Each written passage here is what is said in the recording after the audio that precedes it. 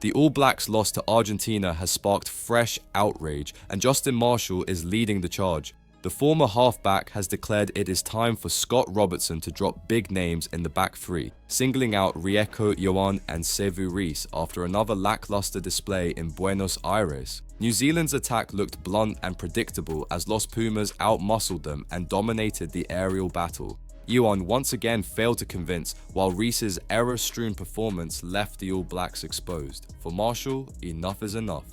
You've got to ask the question, why is it going wrong? Those players have got to be in the zone, and to be a modern-day winger, you look at the two wingers out of South Africa, Colby and Arendse. Marshall told Sport Nation's The Rugby Run, "They are diminutive in stature, but they are amazing in the air, and they are not afraid to go up, leap, and contest for the ball." As a modern-day winger, you have to be able to do that, and our wingers were non-existent. I certainly feel that we need to look at some different players in those jerseys to see whether or not we can get on top of the back three. Our counter-attack is not working either. Marshall went further, brutally dismantling Sevu Reece's role in the defeat. When he doesn't get the ball delivered to him, he wants to go looking for it, but what it does is leaves us vulnerable on the wing, he said.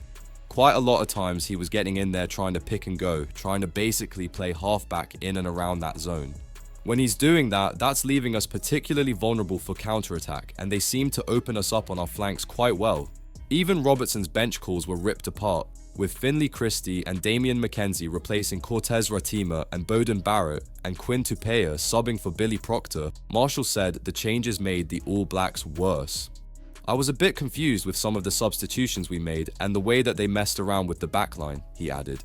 "It didn't look like we had great rhythm, and we looked like we were trying to punch our way through them, whereas they were using their block plays quite well. They were bringing their wingers in from a bit of depth and were causing us problems.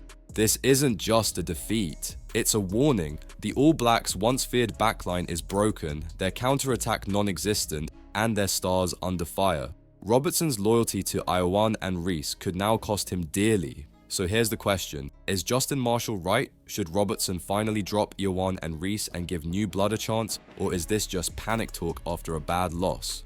Drop your thoughts in the comments, and don't forget to subscribe for more explosive Kiwi rugby updates.